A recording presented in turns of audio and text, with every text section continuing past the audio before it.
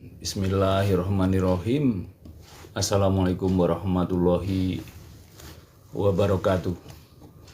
Teman sahabat saudaraku dimanapun panjenengan berada, malam minggu, malam panjang, namun kami karena terlahir dari Esa Ternate biasa begadang malam atau melek malam atau merenung sudah biasa. Jadi rata-rata kami tidur itu di atas jam 12. Kata orang tua atau para leluhur itu, sing sapa wonge betah meleke bakal gede wekasane.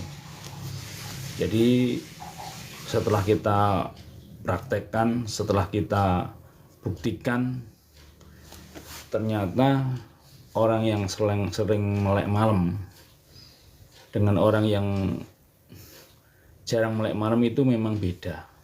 Tapi meleknya itu ya melek zikir, melek eling, melek sering asah-asih, bukan melek karena judi ya. Kalau melek karena judi beda lagi itu. Tapi meleknya itu melek eling.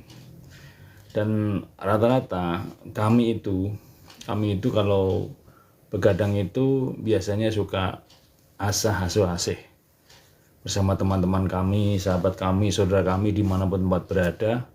Mas Jati karya matur suwun selalu sharing atau asih. Mas Wayu, Mas Jati, Mbak Budi Tridaya matur suwun, Babe matur suwun, selalu orang yang sering asih atau sharing atau ngaji diri itu beda dengan orang yang nggak pernah sharing, orang yang nggak pernah asih, orang yang nggak pernah ngaji diri itu beda. Maka dari itu teman sahabat saudaraku dimanapun panjenengan berada, sering-seringlah ngaji diri, sering-seringlah berbagi pengalaman. Kalau dengan orang yang di atasnya kita membawa gelas kosong. Kita membawa gelas kosong dengan yang orang di atas kita. Biasanya kalau orang sering sharing dengan seseorang itu di hati kita terasa, oh saya di bawah dia ini, oh dia di bawah saya itu gitu. Kalau ketemu orang di hati kita udah terasa begitu. Kalau kita merasa di bawah teman kita atau saudara kita atau sesepuh kita atau kang mas kita atau yang lebih senior, kita membawa gelas kosong. Artinya kita mengosongkan pikiran, mengosongkan hati, minta kawruh dari orang yang lebih daripada kita.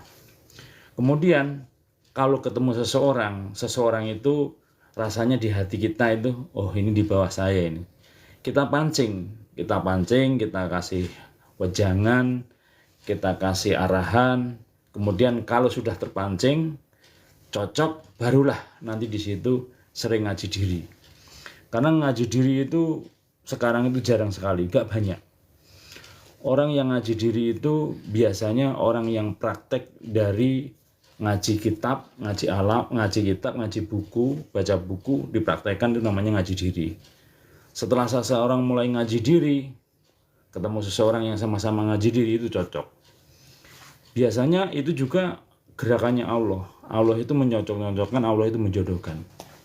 Jadi bahasanya Allah tidak akan menempatkan tempat yang salah. Allah tidak akan mengatur pada orang yang salah. Maka dari itu terus belajar terus.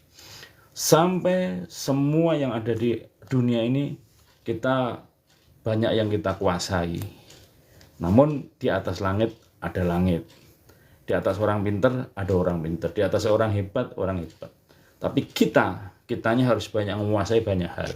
Karena yang kita pelajari saat ini belum tentu nanti berguna saat ini juga. Selama itu baik apapun kita pelajari. Setelah titimangsane atau pada saatnya, apapun yang kita pelajari itu berguna. Semuanya. Semua yang kita pelajari itu berguna, apapun itu. Tapi harapan kita ya belajar pada hal yang baik. Jangan sampai kita belajar salah dipelajari. Salah belajari untuk pengalaman. Oh ini salah, saya jangan melakukan yang salah. Tapi yang benar kita pertahankan. Nah biasanya orang yang ngaji diri itu orang yang ngaji diri itu identik dari apa yang ia lakukan. Ia punya ilmu titen dan ia punya ilmu yakin. Kalau saya sendiri itu belajar ilmu titen. Ilmu titen itu ilmu merhatiin setiap kejadian. Dari bangun tidur sampai mau tidur, itu kita perhatiin setiap kejadian dari diri kita, dari keluarga kita, dari lingkungan sekitar, semua diperhatiin. Kemudian dibaca alamnya, dibaca. Itu karena itu pertanda dari Gusti Allah. Dan semuanya Allah itu memberi pertanda. Ini contoh. Kalau misalnya ada kupu-kupu datang, oh sebentar lagi ada tamu. Mungkin mau ada tamu datang. Terus misalnya ada tawon tutur datang ke rumah kita. Oh ini ada yang mau minta pitutur atau saya harus nuturin orang.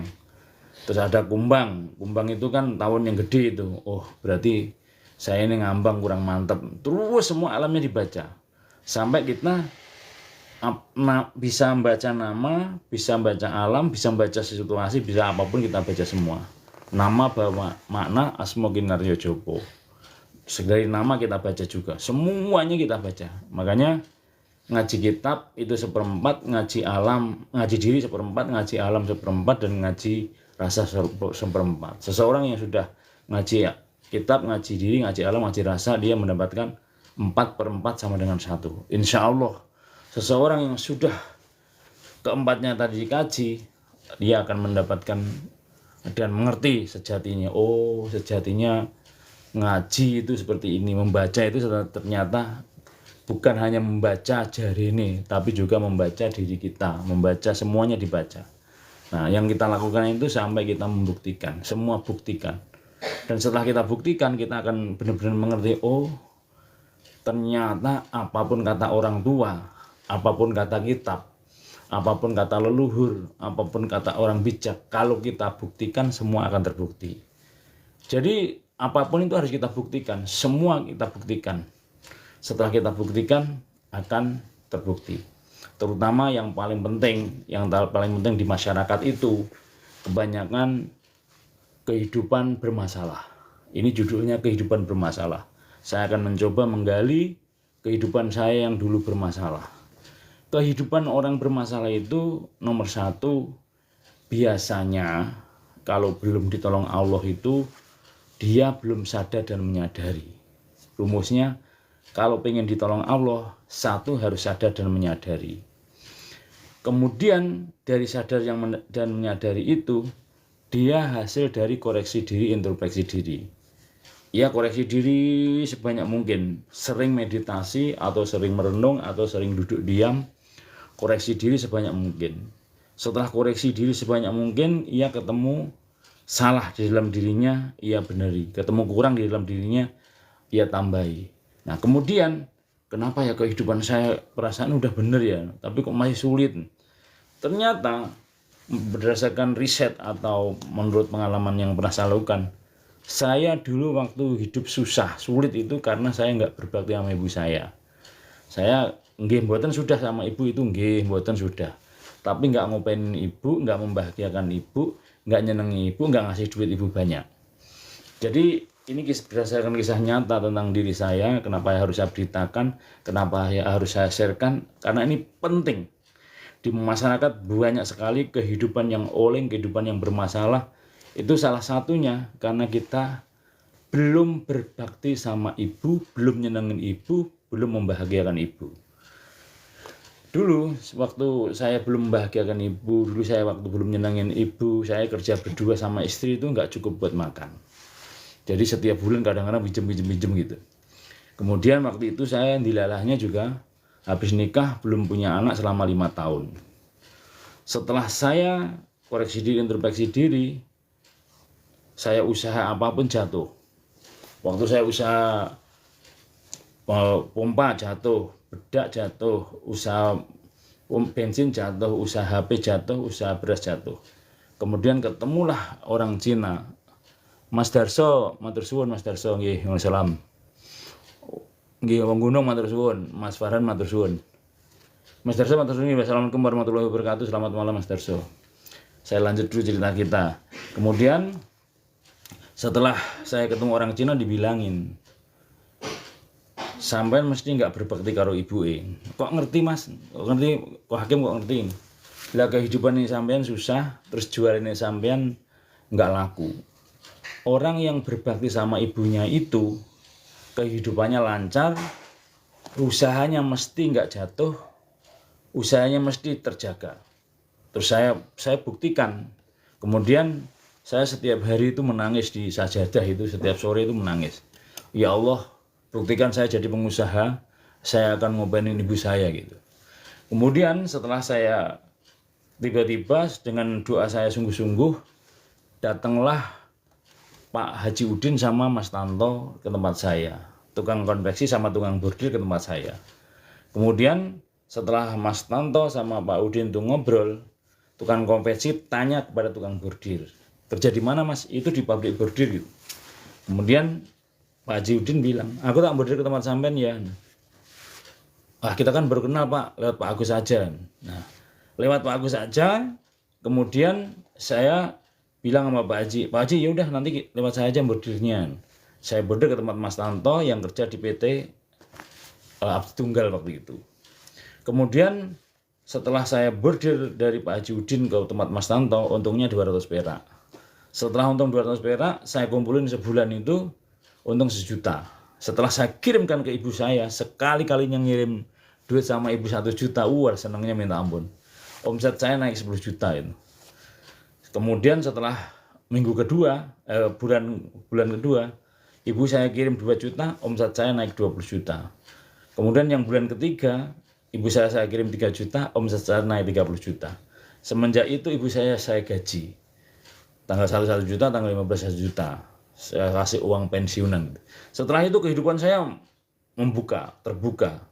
Saya jadi pengusaha bordil. Tiba-tiba semua orang bordil ke tempat saya, walaupun saya modelnya waktu itu baru komputer, belum punya mesin bordil. Terus alhamdulillah dari 05 tahun belum punya anak saya 3. Jadi setelah saya tahu dari yang salah alami berdasarkan ngaji diri itu, kalau kehidupan kita bermasalah, itu salah satunya harus benahin berbakti sama ibu, ngopainin ibu, nyeneng ibu. Togelnya berapa Om? Togelnya nggak main togel. Togelnya silahkan beli sendiri. Kita mainnya langsung ke sana. Jadi kita menunggu gerakannya Allah. Kita mencari dari Allah, semuanya dari Allah semuanya. Enggak, togelnya kita nggak main togel gitu. Kemudian setelah saya berbakti sama ibu saya tadi, alhamdulillah yang tadinya kosong belum punya anak 5 tahun. Kemudian anak saya 3, saya menjadi pengusaha bordil. Jadi kehidupan yang sulit itu salah satunya kita nggak berbakti sama ibu. Setelah berbakti sama ibu, yakin kehidupan saya terbuka. Jadi siapa yang nyenengin ibunya kita akan seneng. Siapa yang membahagiakan ibunya kita akan bahagia. Siapa yang membikinkan rumah ibunya kita akan punya rumah. Rumusnya itu adil sama ibu. Kalau kita adil sama ibu kita akan mendapatkan keadilan dari Gusti Allah. Makanya di antara kita kadang-kadang melihat kehidupan sulit banget itu. Ada masalah bertubuh dan sebagainya itu karena salah satunya ia nggak mau belajar. Dan setelah dikasih pembelajaran, salah satunya juga ia nggak terbuka, orangnya tertutup gitu. Setelah seseorang itu terbuka, seseorang itu mau belajar dalam kesulitan itu, nanti akan ada yang ngasih tahu, ngasih petunjuk. Karena siapa bertanya akan ada jawaban, siapa mencari akan mendapatkan. Itu hukum dunia itu selalu ada 2 itu pasti. Tak kira Ki Pasopati Om. Ye Mbak Naufal Nabil. Nah, saya lagi ngalamin sulit. Nah, ini sama-sama belajar. Jadi saya bukan menggurui atau menasihati, sama-sama belajar. Jadi kalau kita ngalamin kesulitan itu judulnya harus koreksi diri, untuk koreksi diri sebanyak mungkin. Duduk yang lama. Duduklah yang lama. Waktu itu saya nganggur 10 bulan dari habis main Angling Dharma. Sulit banget waktu itu. Habis main film Angling Dharma, saya jadi figurannya. Saya nganggur 10 bulan. Saya cari dalam diri saya. Kok saya sulit nyari duit 1.000 aja nggak dapat ya? Apa ya salah saya? Saya sambil nyuci itu. Saya sambil nyuci, saya cari dalam diri saya, terus kemudian saya mengaku salah. Ya Allah, saya salah ya Allah. Saya pegang perusahaan, saya tinggal main film ya Allah. Ternyata main film nggak enak ya Allah. Sambil nangis itu nyuci. Setelah saya ngaku salah sama Allah, saya minta maaf. Kemudian saya minta kesibukan, langsung saya dipanggil kerja. Jadi rumusnya itu pengakuan salah. Kalau kepada Gusti Allah pengakuan salah, minta maaf dan minta solusi. Tapi kalau kita ke Gusti Allah langsung minta solusi, sebelum minta maaf, sebelum aku salah, Allah menunggu sadar kita. Semakin sadar diri kita, semakin dilindungi, semakin ditolong Allah. Jauh dari sadar, jauh dari pertolongan. Setelah kita menemukan salah dalam diri, salahnya dibenerin, kurangnya ditambahi. Itu awalnya sering-sering bermeditasi. Jadi saya minta mesin itu bermeditasi. Terus dikasih mesin sama Allah lewat orang lain. Dikasih mesin sampai 6 itu. Satu yang mesin bordir itu. Jadi saya kalau ada kesulitan itu bermeditasi, duduk lama, minta sungguh-sungguh, alhamdulillah.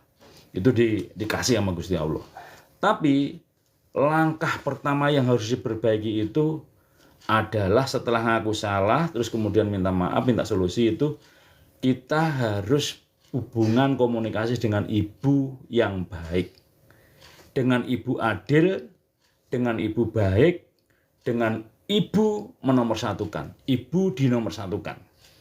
Karena waktu itu saya belum menomorsatukan ibu saya, kehidupan saya sulit banget. Setelah saya menomorsatukan ibu saya, alhamdulillah kehidupan saya terbuka. Bahkan saya sekarang bahasanya menemukan surganya dunia.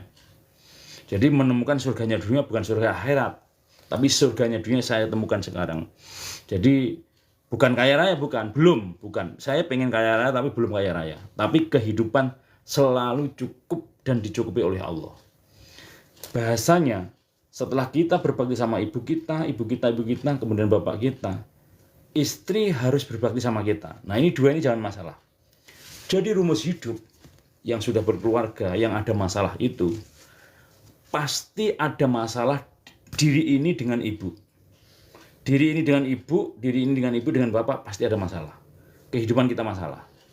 Setelah diri kita, suami berbakti sama ibu dan bapak, nggak ada masalah. Istri harus berbakti sama suami, Setelah istri berbakti sama suami, suami jangan mengkhianati istri. Ini penting.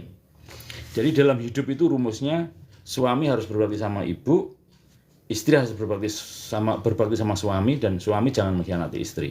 Itu langkah awal yang harus diperbaiki dalam keluarga kita.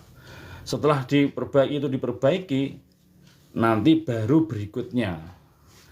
Jangan nyakitin orang, jangan nyakitin hati orang, atau jangan nyakitin pikiran orang, jangan nyakitin fisik orang. Setelah itu, kalau punya utang, beres. Kalau punya utang, kalau belum beres, ya ada omongan atau nanti suatu saat saya bayar. Kemudian yang kelima, rajin sedekah. Keenam, harus jujur. Ketujuh, harus ikhlas. Ke-8 harus sabar, ke-9 bersyukur, ke-10 komitmen tanggung jawab, 11-nya eleng, 12 pasrah sama Gusti Allah. 13-nya jangan molimo, yakin, dan etika sopan santun diutamakan. Nomor 1 sampai 13 itu kalau dibuktikan, kalau nggak menemukan surganya dunia, ayo kita cek, pasti ada yang salah. Setelah nomor 1 sampai nomor 13 dibuktikan, siapapun ia akan menemukan surganya dunia. Karena surga dunia itu tempatnya di bawah kaki ibu, di bawah telapak kaki ibu. Kalau kita nyenengin ibu kita akan senang. Kita membahagiakan ibu kita akan bahagia. Kita mensugihkan ibu kita akan sugih. kita bikinkan rumah ibu kita akan punya rumah. Itu sampai yakin yang terjadi seperti itu. Contoh waktu sulit kan kemarin pandemi.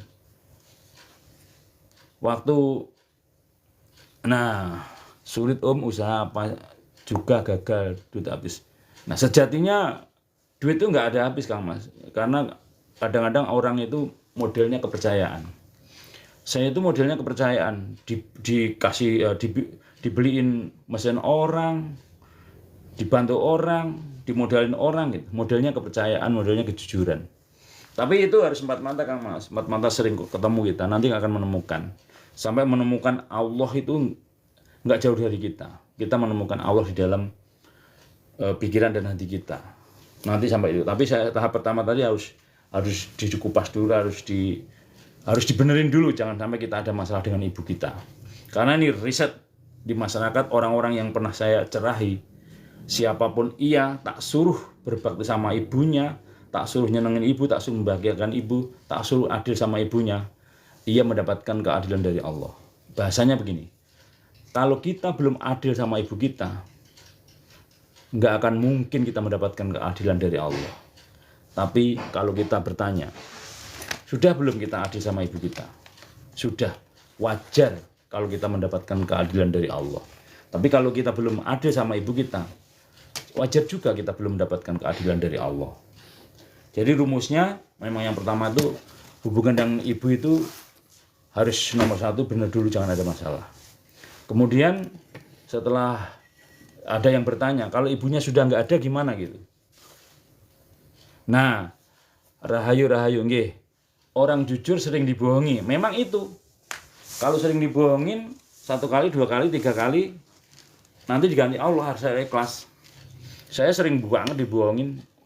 Tapi ya yang bohongin saya didik, saya kasih tahu. Tapi semakin kita ikhlas dibohongin orang, ada rezeki yang datang silih berganti asalkan ikhlas.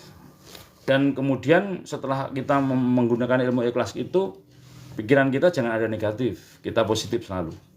Saya dibohongin orang ini, dulu mungkin sedekah saya kurang. Saya bisa dibohongin orang ini, sedekah saya memang yang itu belum saya sedekahin. Saya dibohongin orang ini mungkin karma saya dulu, salah saya dulu. Terus cari. Sampai nanti orang yang mau bohongin kita itu nggak enak. Nggak enak dan kita nggak bisa dibohongin lagi karena kita dijaga Allah.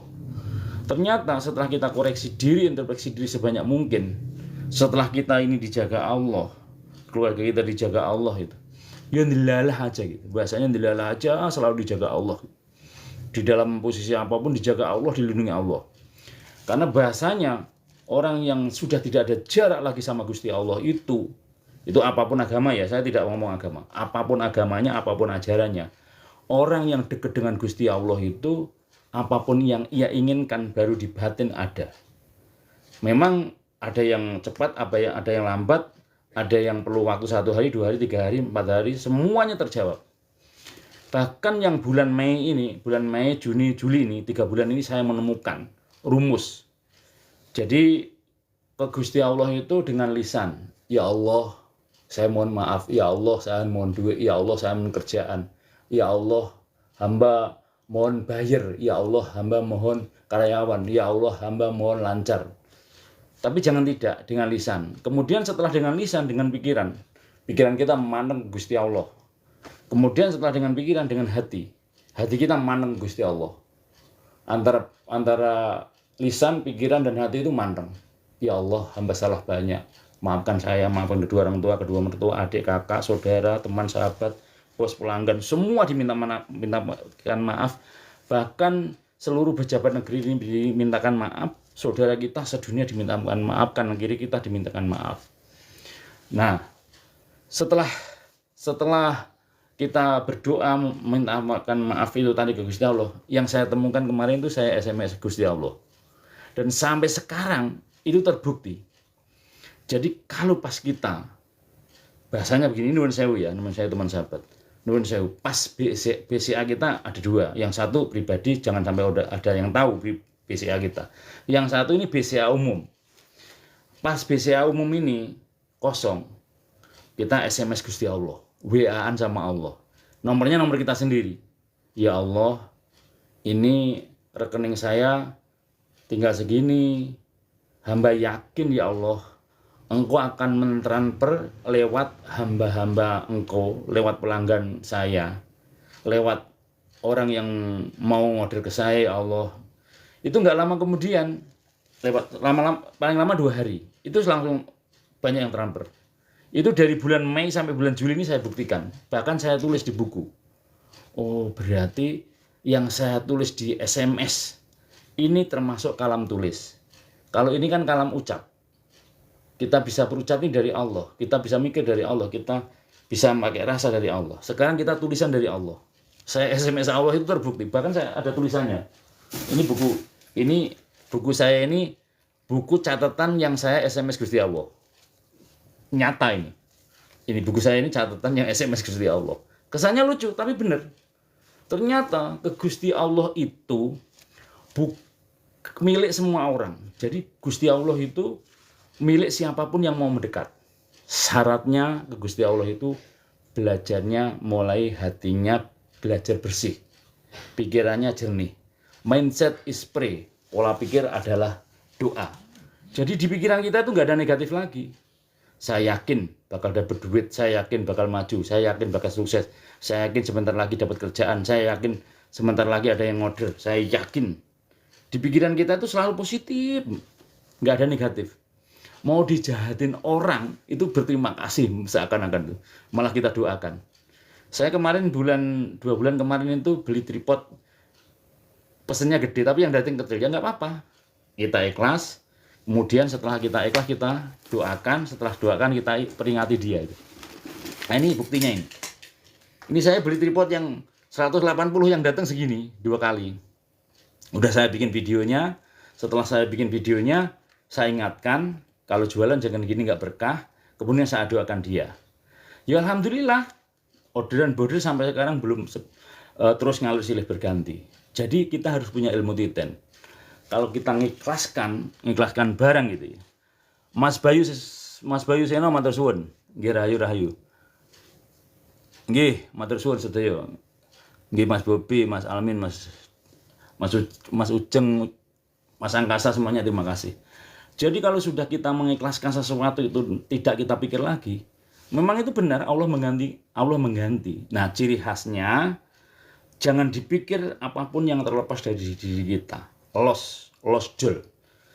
Ciri khasnya order kita datang silih berganti. Duh, kok order tiba-tiba datang.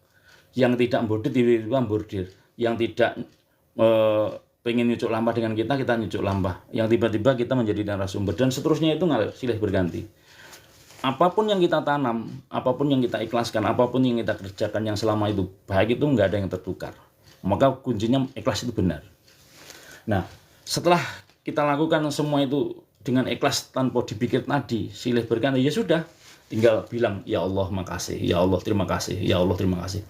Kalau kita sudah dekat dengan Gusti Allah, itu doanya cuma 2. Ya Allah makasih. Satu lagi, ya Allah mohon maaf. Karena Allah udah Maha tahu. Jadi kalau kita sudah ada kedekatan dengan Gusti Allah itu 2. Ya Allah makasih banget atas segala nikmat hidayah, segala macam. Sudah apapun yang hamba mohon sudah Engkau kabulkan semuanya. Terus keduanya, ya Allah mohon maaf jika dari bangun tidur sampai mau tidur saya salah. Karena Allah udah Maha tahu. Itu aja cukup. Terus doa begitu terus. Dan alhamdulillah semakin kesini semakin tertata. Karena kita mulai menata dari pikiran. Pikiran kita jangan ada negatif, selalu positif, always positive thinking. Siapa yang meyakini yang ia pikirkan terjadi, ia tidak akan berani mikir jelek lagi. Ini penting. Siapa yang sudah meyakini apapun yang ia pikirkan terjadi, ia tidak akan berani mikir jelek lagi. Pikirannya bagus-bagus semua. Nanti yang terjadi bagus. Kemudian setelah kita pikirannya kita benar, kita ucapan kita harus benar. Jangan sampai kita bicara negatif. Doa aja nggak boleh doa negatif. Doa tidak itu sebenarnya nggak boleh. Saya masukkan dari Kang Mas Hadi Rengganis itu masukan bagus. Jadi doa itu jangan, ya Allah jauhkan dari mara bahaya. Ini juga nggak boleh. Jauhkan berarti nanti dijauh terjadi mara bahaya. Jadi doa itu yang positif. Ya Allah mohon sehat, selamat, panjang umur, murah rezeki, tercapai segala cita, makmur sejahtera, lunas hutang, hidup tertata gitu. Enggak tidak. Contohnya tidak itu, ya Allah, mohon tidak macet. Nah, ini kan negatif. Itu juga jangan. Jadi ucapan kita itu selalu baik-baik. Dan sekarang yang terjadi di kanan kiri kita ini gerakan moral. Ayo bersama-sama teman sahabat saudaraku se-Indonesia, kita benahin dari diri kita, dari anak-anak kita, dari keluarga kita. Jangan ngomong bicara bahasa binatang. Jangan bicara bahasa binatang. Yang kedua, jangan bahasa kelamin. Yang ketiga, jangan bahasa mengumpat. Yang keempat, jangan bahasa jorok. Yang kelima, jangan bahasa kasar. Jangan bahasa negatif. Kalau seseorang sudah menaik dari pikirannya, bersih, jernih, positif, kemudian ucapannya ini selalu yang baik-baik, nanti tinggal meyakini yang terjadi akan baik semua. Silahkan buktikan. Benahi dari diri sendiri. Banyak melakukan, banyak laku. Banyak laku, harus punya laku. Contoh punya laku itu, malam sebelum tidur, doa leluhur yang kita tempatin. Kalau saya tinggal di Mustika ini, sebelum tidur berdoa pada leluhur Mustika. Ya Allah, beri terang kuburnya, padang kuburnya leluhur wilayah sini, Peru Mustika Tiga Raksa, leluhur Desa Pasir Nangka, leluhur Kecamatan Tiga Raksa, leluhur Kabupaten Tangerang, leluhur Provinsi Banten, leluhur Indonesia, para pahlawan kemerdekaan, para pendahulu negeri ini, ya Allah, Pak Soekarno-Hatta, dan seluruh presiden yang lain, dan para pendahulu negeri ini, yang Patih Gajah Mada, dan seterusnya, yang pernah berjasa di Nusantara ini, kita doakan yang setelah meninggal, yang sudah meninggal. Kemudian yang masih hidup, jadi sebelum tidur doa dua. Yang masih hidup kita doakan, ya Allah, beri sehat selamat, ya Allah, mohon sehat selamat, panjang umur, murah rezeki, tercapai segala cita, hidup makmur sejahtera, rukun sentosa dan sebagainya. Diri saya lahir batin, ya Allah, keluarga saya lahir batin, adik kakak, kedua mertua, kedua orang tua, dan tetangga kanan kiri saya, satu RT, satu RW, satu kelurahan, satu kecamatan, satu kabupaten, satu provinsi, dan seluruh Indonesia, ya Allah.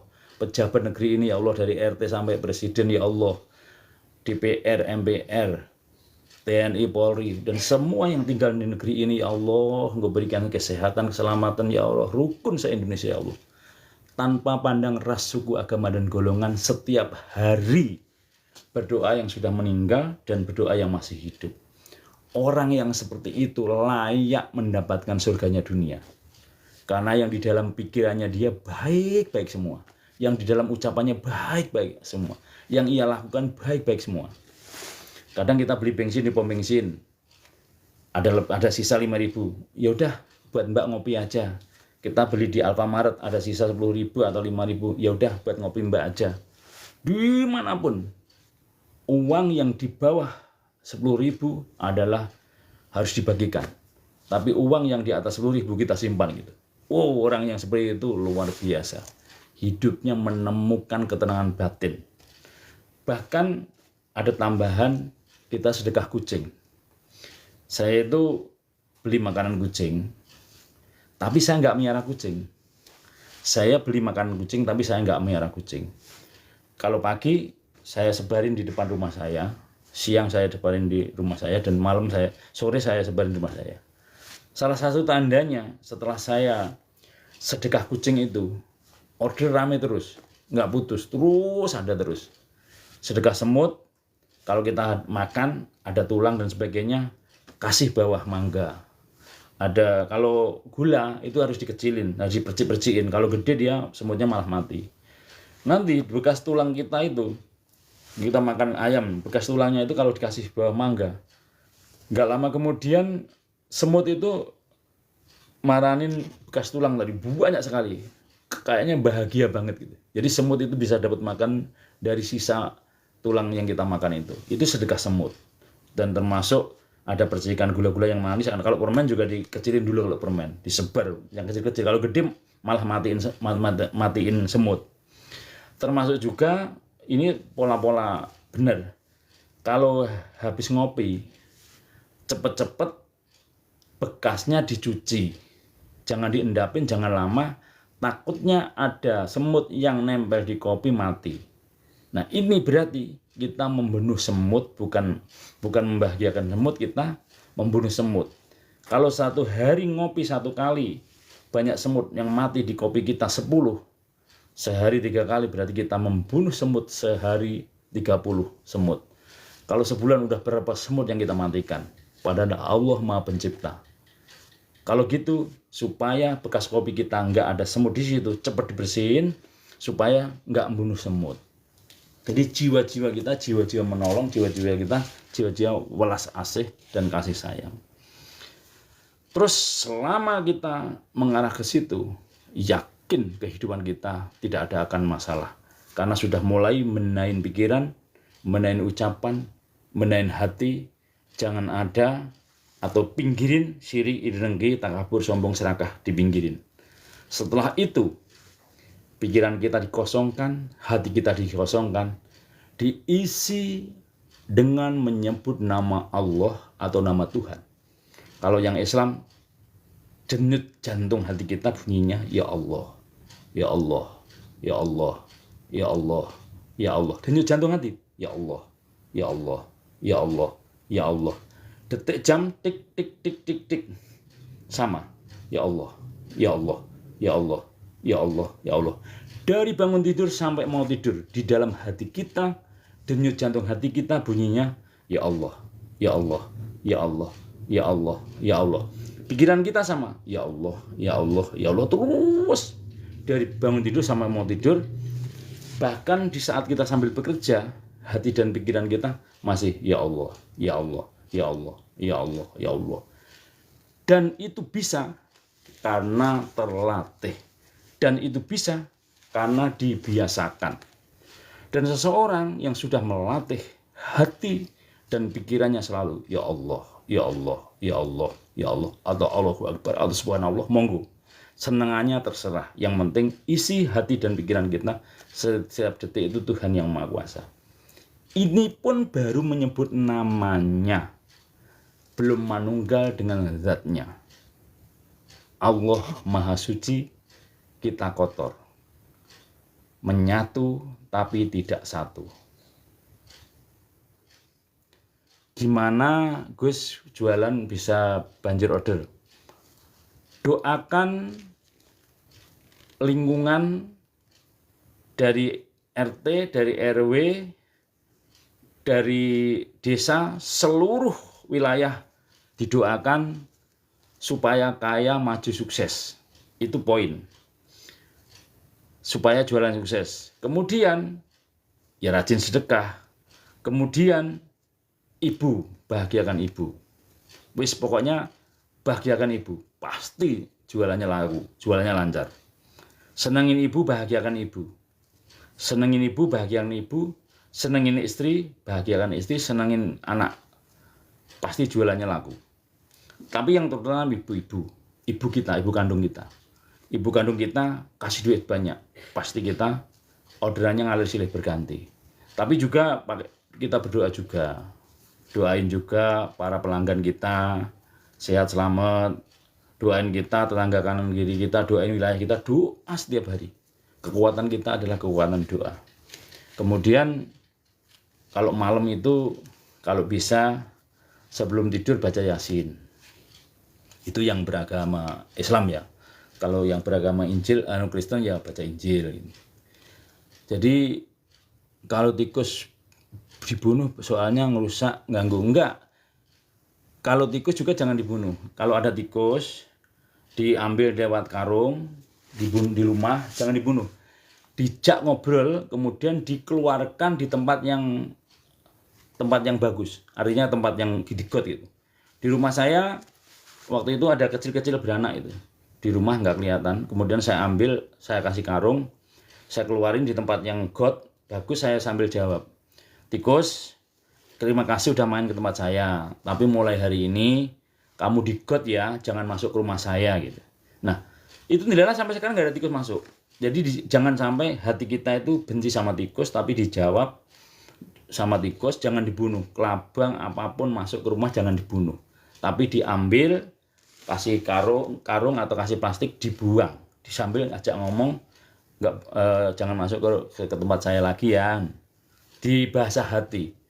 Dan kemudian kalau malam ya kita harus mageri rumah kita, mageri usaha kita gitu. Tarik nafas, ya Allah, mohon aman dan nyaman rumah saya, ya Allah, Allahu Akbar. Nanti yang terjadi di rumah kita aman nyaman. Itu sungguh-sungguh, harus sungguh-sungguh. Ya Allah, mohon usaha saya aman, ya Allah.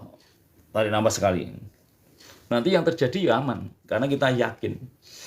Untuk jualan tadi, ya Allah, mohon gerakkan seluruh pelanggan ke tempat saya, ya Allah. Diyakini, yakin, ainul yakin. Kalau sudah diyakini, nanti yang terjadi, ya terjadilah. Karena bahasanya Gusti Allah itu gimana yakinnya hambanya kepadanya. Jadi kata Allah gini, saya mah gimana yakinnya hambaku kepadaku, kata Allah gitu. Jadi semua itu tergantung kita. Allah saja sudah berkata seperti itu atau berkalam ya. Allah berfirman, firman Allah. Tapi gitu kalau bahasa-bahasa itu lebih dienakkan aja. Kata Allah, saya mah gimana yakinnya hambaku kepadaku. Loh, catat itu, tulis, jet. Kalau kita yakin dikasih, pasti yang terjadi dikasih. Kalau kita yakin setiap masalah kita diselesaikan Allah, nanti yang terjadi diselesaikan Allah. Kalau kita yakin ruwet kita diudari Allah, nanti ya diudari Allah. Kalau kita yakin susah kita disenengin Allah, nanti yang terjadi susah kita disenengin Allah. Kalau kita yakin kehidupan kita dijamin Allah, nanti yang terjadi dijamin Allah. Kan gitu katanya begitu. Kita tinggal meyakini. Tapi juga usaha, tapi juga kerja, tapi juga berhubungan. Jangan yakin nggak ngapa-ngapain. Yakin tapi ngapa-ngapain. Kita juga harus benar, diri kita harus benar juga terus yakin gitu. Kemudian kata Allah juga kan, berdoalah niscaya akan kukabulkan. Ud'uuni astajib lakum. Loh, berarti kan kalau kita sungguh-sungguh dikabulkan. Contoh waktu itu saya di mana-mana kepala bagian, yang terakhir kerja saya jadi operator. Saya nangis, saya minta jadi pengusaha. Ya Allah, saya jadikan pengusaha. Ya alhamdulillah jadi pengusaha bordil. Terus saya 05 tahun belum punya anak waktu itu. Ya Allah, saya mohon anak. Ya Allah, saya mohon anak. Alhamdulillah punya anak 3 sampai sekarang. Jadi ya Allah, apapun yang kita yakini yang sungguh-sungguh itu terjadi. Tergantung kita. Jadi semua itu kembali kepada diri kita. Tapi harus yakin, ainul yakin kepada Gusti Allah. Yakin, ainul yakin kepada Allah. Nanti jawaban dari Allah itu ada yang langsung, ada yang 1 jam, 2 jam, 3 jam, 4 jam, ada yang berhari-hari baru dijawab oleh Gusti Allah. Semuanya butuh proses, tapi semua yang dipikir, semua yang diucapkan, semua yang ditulis, itu terjawab semua.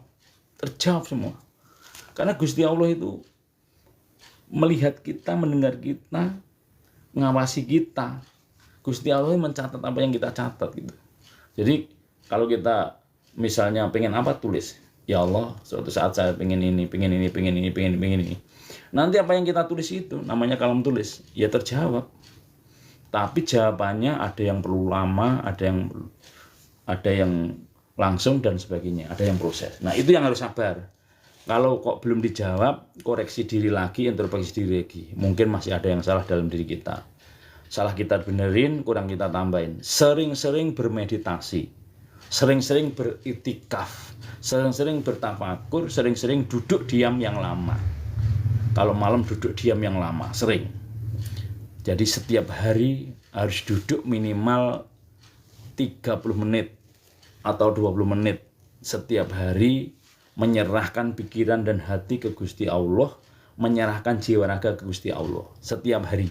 Minimal menyerahkan, serahkan. Ya Allah, hidup saya dari bangun tidur sampai bangun tidur dan keluarga terserah Engkau ya Allah. Kita serahkan semua. Kemudian menyebut namanya Allah. Ya Allah, ya Allah, ya Allah, ya Allah, ya Allah, ya Allah, ya Allah, ya Allah. 24 jam. Sampai merasakan kita dilihat Allah, kita didengar Allah. Siapa yang bisa mengawasi dirinya? Ia merasakan diawasi Allah. Siapa yang bisa melihat dirinya? Ia merasakan dilihat Allah. Lalu Allah, ini belum Allah, ini baru ucapan Allah. Lalu PR-nya seperti apa? PR-nya kita harus kenal Allah. Kalau mau kenal Allah, harus kenal diri sendiri dulu. Kalau ingin kenal diri sendiri, harus kenal hati dulu. Makanya kenali hatimu, maka engkau akan kenal dirimu. Setelah engkau kenal dirimu, engkau akan kenal Tuhanmu.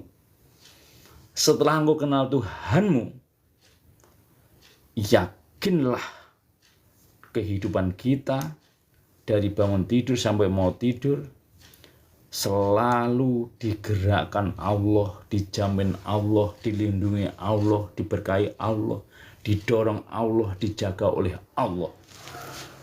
Apapun agamanya, apapun ajarannya, Tuhan yang Maha Esa Gusti Allah itu hanya satu. Jadi Pancasila itu adalah jawaban dari 6 agama dan ratusan aliran kepercayaan. Jadi Tuhan itu hanya satu, agama banyak, ajaran banyak. Itu cara ibadah, cara spiritual, dan cara menyebut yang beda. Bila mana seseorang sudah kenal Tuhan yang Maha Esa, seluruh dari 6 agama tadi isinya sama. Bila Tuhan sudah dirasakan di dalam hati kita, sudah merasakan Tuhan, seluruh agama, seluruh ajaran rasanya sama, nyebutnya beda, cara ibadahnya juga beda. Kembali ke masing-masing agama.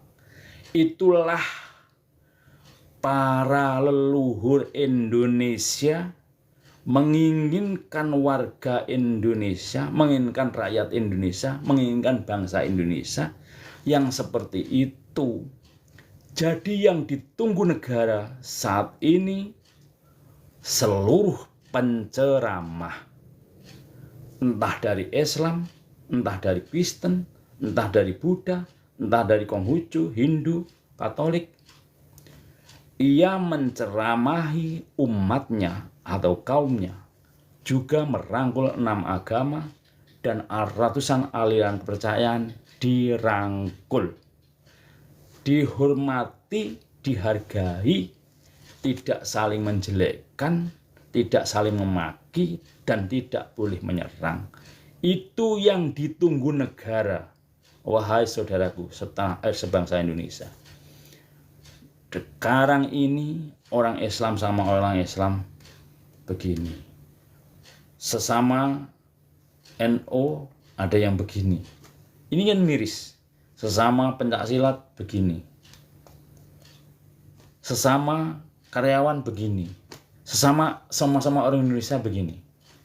Ini karena tidak sadar dan menyadari, dan orang yang seperti ini belum kenal hatinya. Padahal di jalan raya orang tua dan siapapun ia itu nyuruhnya suruh pakai hati. Contoh, di jalan raya bila ada kecelakaan, bila ada yang berbahaya, pesannya hati-hati, jalan lagi diperbaiki. Hati-hati, sering terjadi kecelakaan. Kok nggak pikir-pikir?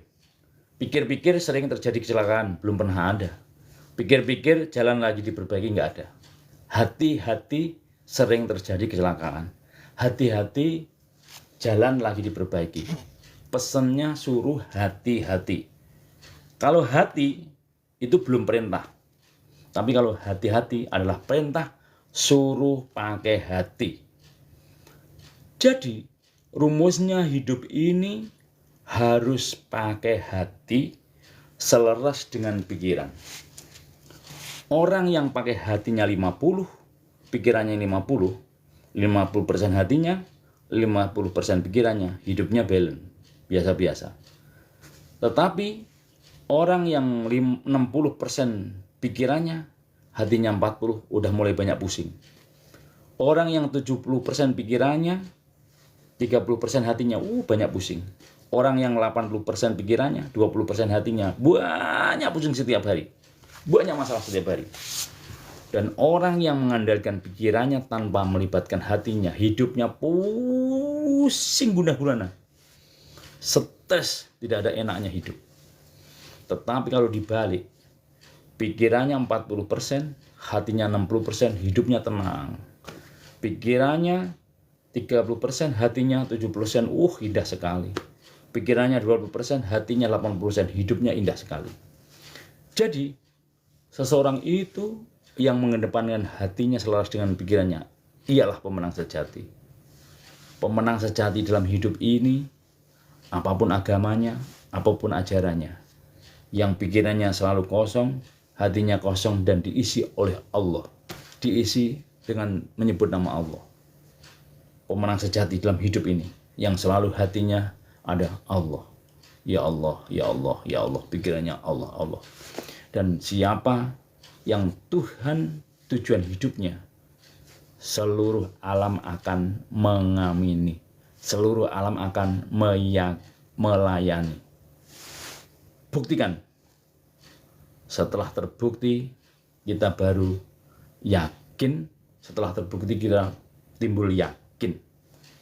Kalau sering membuktikan, dengan sendirinya akan timbul ilmu yakin. Dan setelah yakin, ya yang terjadi yang seperti itu terus, tinggal bertahan, bertingkat dan berlanjut. Jangan jauh dari Gusti Allah. Gusti Allah tidak jauh daripada kita. Alamat Allah surat Qaf ayat 16. Jadi alamat Allah di Al-Quran surat Qaf ayat 16. Bismillahirrahmanirrahim. Walaqad khalaqnal insana wa na'lamu ma tuwaswisu bihi nafsu wa nahnu aqrabu ilaihi min hablil warid. Kata Allah, kami jadikan manusia. Yang menjadikan kita adalah Tuhan, Allah. Kami tahu bisikan hatinya, baru berbisik Allah sudah tahu.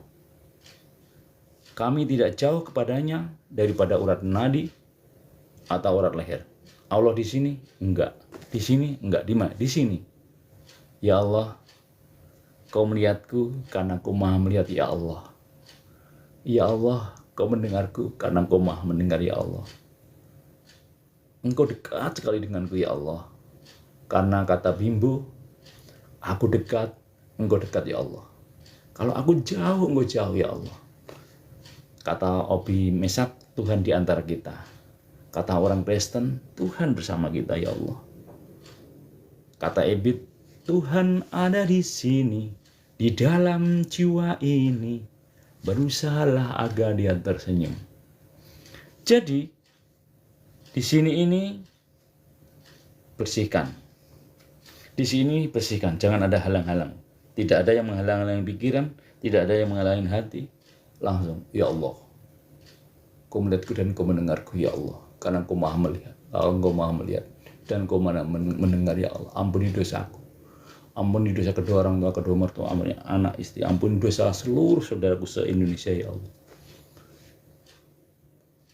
Pikiran kosong, hati kosong, fokus. Yakin. Nanti setelah terbiasa begitu, baru kerentek hati. Allah sudah menggerakkan. Ya Allah, pengen bakso. Enak bakso lewat. Mbak Mei, nggih, Mbak Mei penyanyi kasur, matur suwun. Ya Allah, besok mau bayar anak sekolah. Ding ding ding ding, ada yang bayar utang. Ya Allah, mau bayar motor, ada yang order. Kerentek batin kita. Allah sudah tahu. Dan Allah sudah selalu menyiapkan. Tapi orang seperti itu lakunya yang benar. Lakunya yang benar. Pikirannya benar, hatinya benar, ucapannya benar, lakunya yang benar. Kadang-kadang kita ini sehari semalam berwudu 5 kali. Belum duha sama tahajud berarti 7 kali. Tapi belum tahu Apa makna yang tersirat di dalam wudhu itu gitu. Wudhu dengan mandi itu ya bersihan mandi. Kalau secara syariat yang saya pancing, yang saya sampaikan ini, ayo naik di atas syariat. Wudhu Bismillahirrahmanirrahim dengan menyebut namanya Allah pengasih dan penyayang. Allah saja kasih sayang. Kita harus kasih sayang. Nyuci tangan dengan air yang suci dan mensucikan. Itu sejatinya bukan hanya itu. Tangannya, perintahnya nggak boleh mencuri, nggak boleh korupsi, nggak boleh ngamplengin orang, nggak boleh nonjok orang, nggak boleh nyakitin orang. Setelah itu kumur-kumur. Omongannya harus yang bagus-bagus. Jangan bahasa binatang, jangan bahasa kelamin, jangan bahasa jorok, jangan bahasa BEGO, jangan bahasa TOLOR. Jadi kumur-kumur dalam wudhu itu artinya ucapan kita harus yang baik-baik, yang jelek dibuang. Kemudian nyuci hidung, jangan mencium yang jelek-jelek. Kemudian setelah itu mencuci muka. Muka kita dicuci sehari 5 kali. Harusnya bersinar, harusnya berseri-seri, harusnya ketawa, senyum, bahagia selalu. Setiap sehari semalam dicuci 5 kali. Kok mukanya gelap? Kok mukanya buram? Kok mukanya menakutkan? Duh, ini apa artinya wudhu? Itu baru wudhu tingkat syariat. Belum tahu isinya wudhu. Nah, di dalam muka ini ada mata, harus melihat yang baik-baik. Jadi kalau sudah wudhu 5 kali sehari semalam, kok mukanya masih gelap? Kok gak banyak senyum? Kok gak menyambut orang? Itu wudhunya baru dengan air. Tapi isinya wudhu nggak dapet. Isinya wudhu belum dipraktekkan. Kalau wajahnya buram, wajahnya gelap, itu hatinya bermasalah. Karena wajah adalah pancaran hati. Setelah nyuci muka, kemudian nyuci tangan sampai siku. Jangan membunuh orang. Jangan melakukan dosa besar. Jangan melakukan dosa yang melampaui batas. Setelah itu nyuci kepala. Sebagian kepala, pikirannya harus yang bersih, jangan mikir yang jelek, jangan mikir yang negatif. Setelah itu nyuci kuping, dengar yang baik-baik. Setelah itu nyuci kaki, langkahnya harus baik-baik.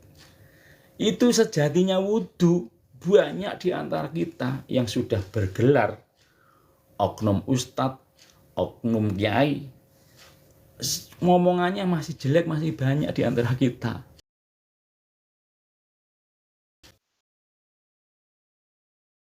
Tidak menyalahkan orang, tidak menyebut orang. Harus belajar, jangan hanya di tingkat syariat, naik di tarekat, naik di hakikat, dan naik di makrifat. Jadi jangan hanya belajar kulitnya, tapi juga belajar isinya.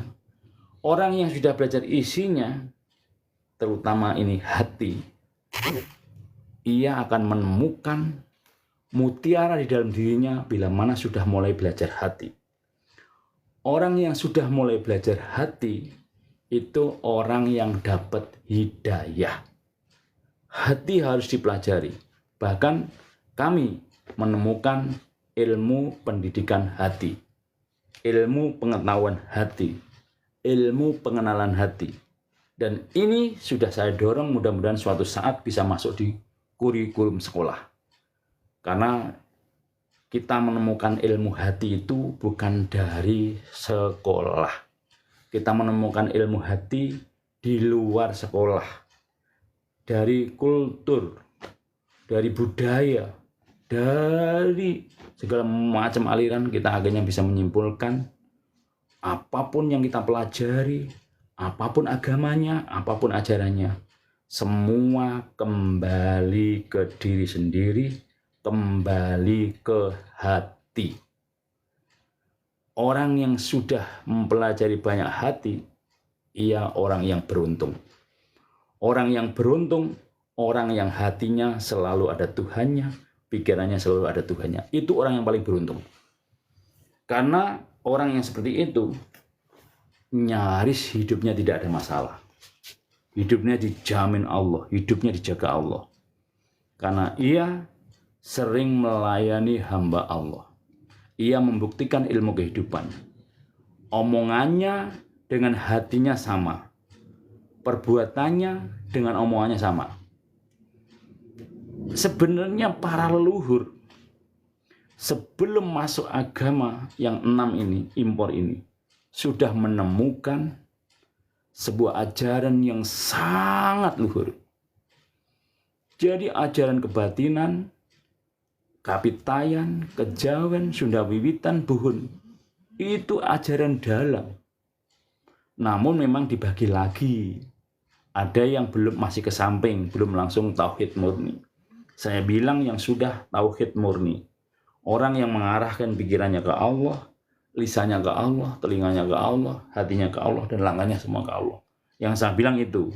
Artinya ajaran kebatinan yang mengarahkan hati, mengarahkan ucapan, mengarahkan lisan, mengarahkan penglihatan, mengarahkan pikiran ke Allah. Yang saya bilang itu, dalmannya mengarah ke Allah, mengarah ke Tuhan yang Maha Kuasa, mengarahkan ke Maha Sempurna. Walaupun waktu itu belum ada kulitnya, sudah leluhur kita menemukan ajaran itu.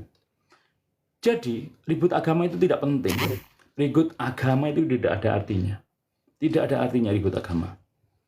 Karena para leluhur kita sudah menemukan Pancasila itu adalah pendamai dari 6 agama dan ratusan aliran kepercayaan. Para leluhur kita itu sudah jenius. Para leluhur kita itu sudah luar biasa. Menemukan jawaban dari 6 agama dan ratusan aliran kepercayaan, yaitu Pancasila. Andai kata seluruh orang yang tinggal di Indonesia praktek Pancasila, pasti dia akan menemukan keadilan sosial bagi seluruh rakyat Indonesia. Satu ketuhanan yang Maha Esa, ketuhan, pikirannya Tuhan, hatinya Tuhan, semuanya ke Tuhan. Praktek lahir batin ke Tuhan. Bukan hanya diucapkan, tapi benar-benar jiwa raga seluruh kita ini Tuhan. Tuhan manunggaling kaulan Gusti. Benar-benar manunggal sama Gusti Allah. Cuman bedanya kita kotor, Allah Maha Suci, tapi manunggal. Setelah kenal Tuhan, setelah dekat dengan Tuhan, nggak ada jarak lagi sama Tuhan. Kemanusiaan yang adil dan beradab. Kita ke manusia, hubungan baik terhadap sama manusia. Dengan adil dan beradab, punya etika, sopan santun dan sebagainya, knowledge attitude dipraktekkan. Yakin seseorang itu ingin bersatu se-Indonesia, persatuan Indonesia. Setelah orang punya jiwa-jiwa persatuan Indonesia, ia akan kerakyatan yang dipimpin oleh hikmat kebijaksanaan dalam permusyawaratan perwakilan. Kalau ada apa-apa dia senengannya musyawarah, senengannya selalu musyawarah, ingin mencari mufakat. Dimanapun tempat berada, tidak ingin menang sendiri. Menang bersama-sama, di mana-mana ingin menang bersama-sama. Bahkan ia mendulukan orang lain. Pinter nguwong wong. Kalau ada apa-apa di pertemuan dimanapun, dia mendulukan orang lain daripada dirinya. Monggo silakan. Mau sholat ya, monggo imami duluan. Mau apapun mendulukan orang lain yang daripada dirinya.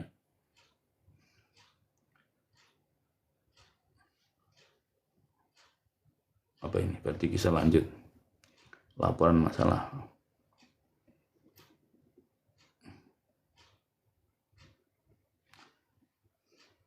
Kami telah mendeteksi Anda, dideteksi selama live Anda saat ini, selesaikan verifikasi. Oke. Verifikasi selesaikan gimana ini? Dimuat sepenuhnya, terlalu sering melihat teka-teki lainnya. Post merespon, post terpecah tidak terima. Tidak sepenuhnya, terlalu sering melihat lagi. Kirim. Yang mana ini? Lainnya.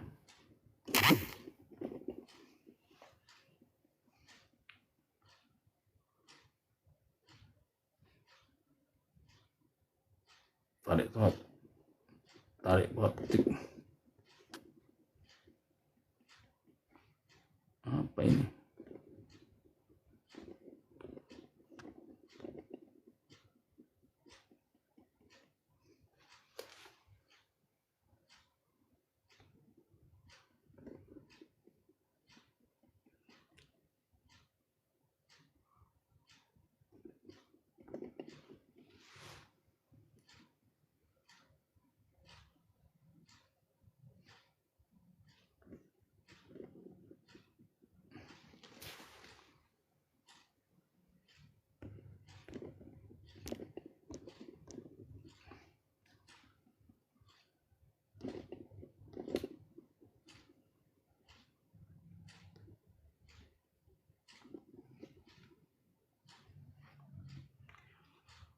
Kelihatannya ada masalah HP ini, nggak bisa dilanjut.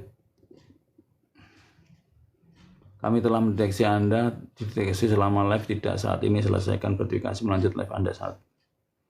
Gimana caranya?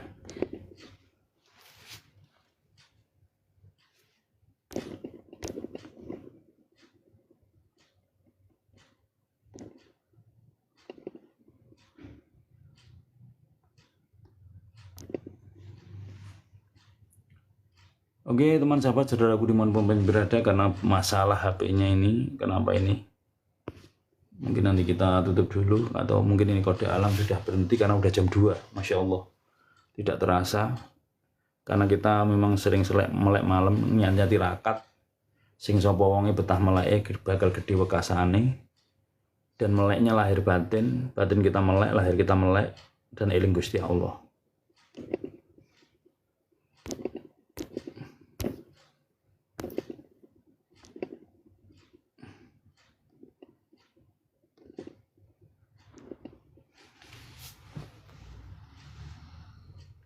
Berarti saya untuk ini melanjutkan apa ini maksudnya, gak ngerti.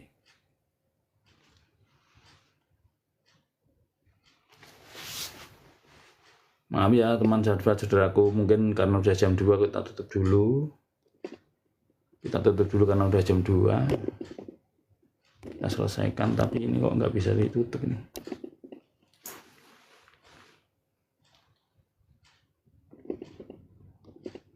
Padahal semakin malam semakin kok pada nggak pada tidur jam segini.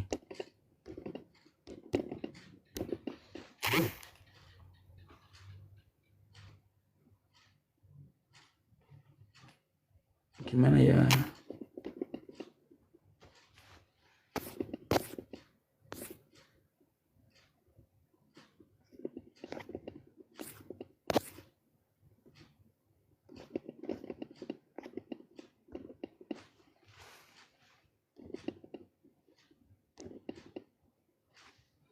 Maaf ya saudara, teman sahabat saudaraku, karena HP-nya masalah, kayaknya sudah cukup, kita cukupi karena udah jam 2. Luar biasa, jam 2 masih banyak yang belum tidur.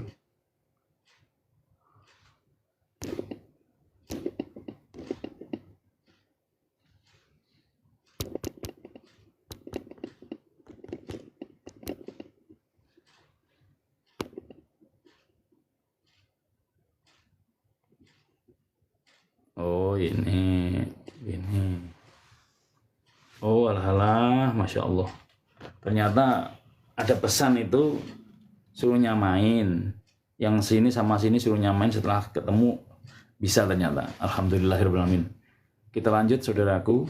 Ternyata masih ada 14 orang yang nonton, belum tidur. Dengan orang-orang yang beruntung, karena jam segini belum tidur itu artinya tirakat. Mbak Ipah, Hanifah, Assalamualaikum, salam dari Pontianak. Matur suwun Kang Mas, salam rahayu. Semoga sehat selalu. Dalam rangka masih membahas ngaji diri, membahas hati. Kebetulan kita dari orang Esatrate. Jadi hati yang kita bahas. Bahkan kami ini menginginkan ilmu-ilmu Esatrate itu harusnya bisa diketahui masyarakat. Ilmu hati itu harus dikuasai masyarakat. Jadi masyarakat itu harus dikasih tahu bahwa ilmu Esatrate itu ilmu yang bagus. Ilmunya ilmu hati, ngolah rasa, bener.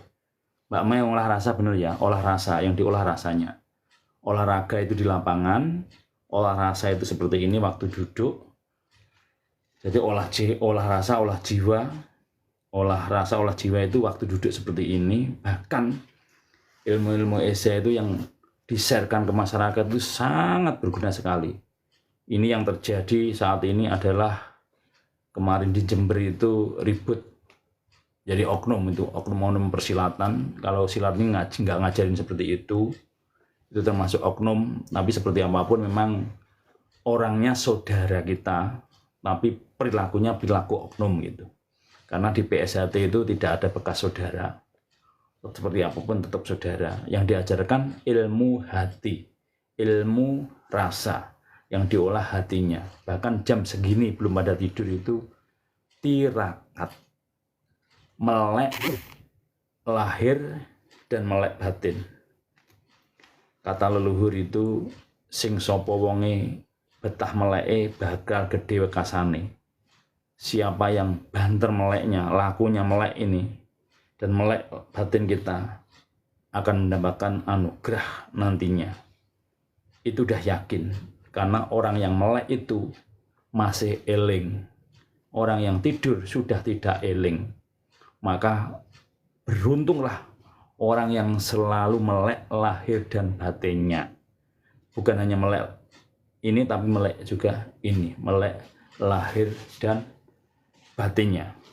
Setelah melek lahir dan batinnya, kemudian kita melek di masyarakat, kita akan peka.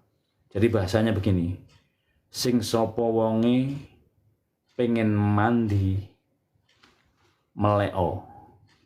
Kalau ucapan kita itu pengen terjadi, harus sering melek, harus sering membuka, harus sering tirakat, harus suka tirakat. Itu lisan kita akan mandi kun fayakun jadi.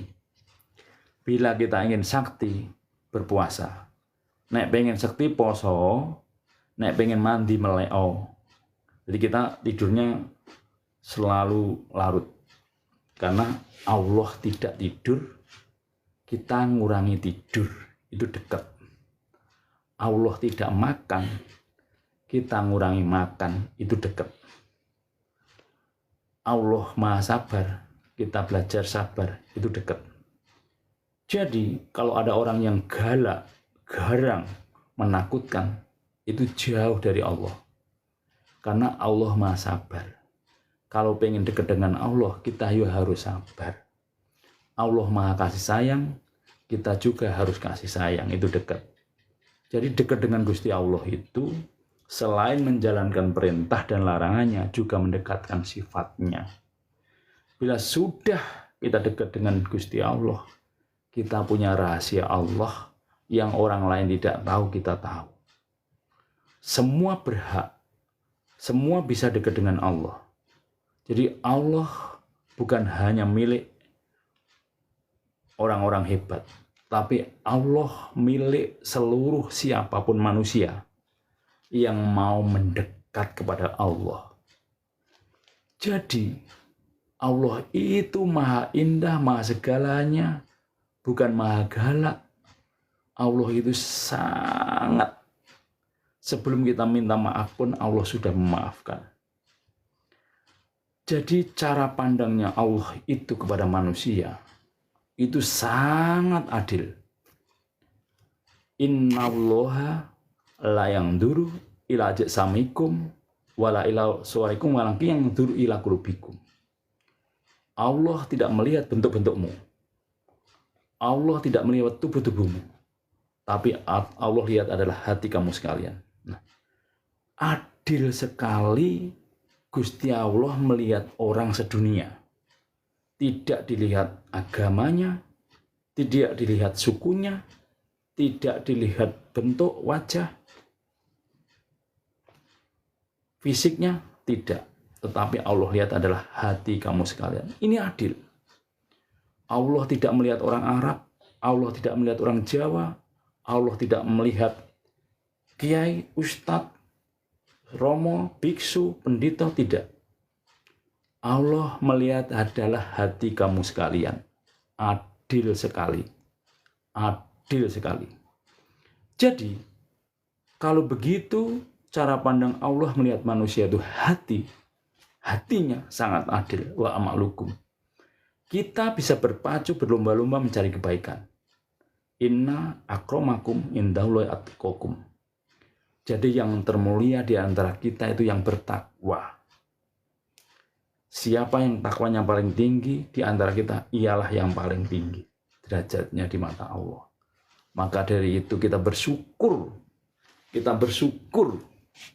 Walaupun bukan ustadz, bukan kiai, bukan orang hebat, kita pun berhak.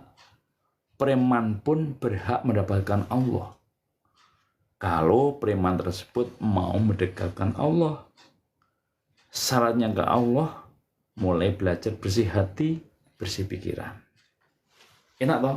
Enak. Dan alhamdulillah, setelah nanti kita dekat dengan Gusti Allah, hidup kita, keluarga kita, sekeliling kita, mendapatkan kebahagiaan, mendapatkan kemuliaan, dan terbukti semua terbukti karena seseorang tersebut mau membuktikan.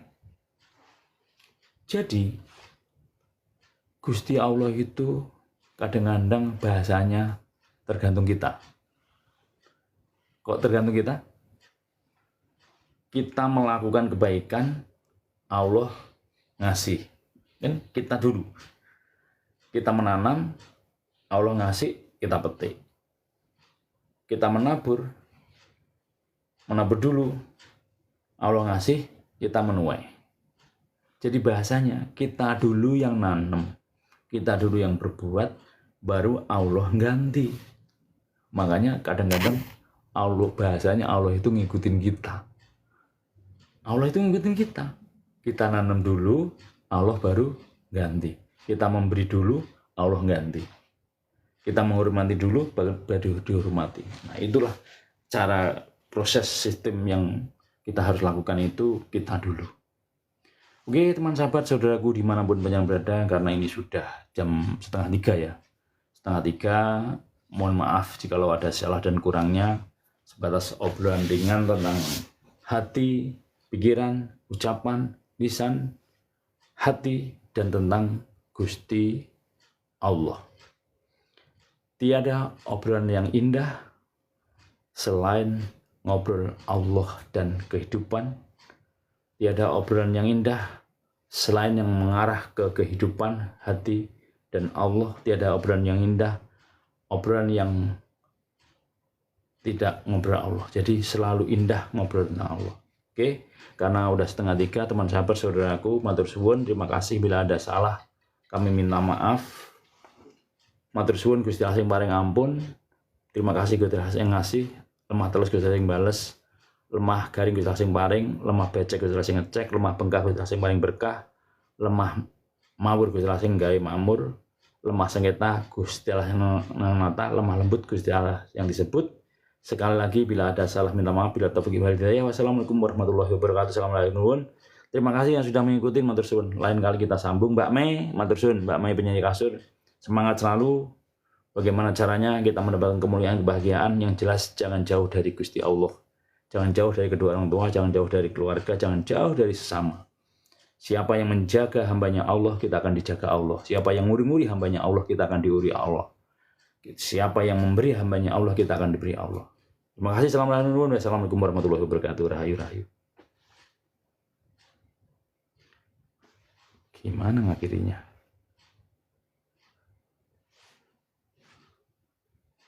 Matiinnya gimana ini? Belum tahu cara matiinnya. Klik.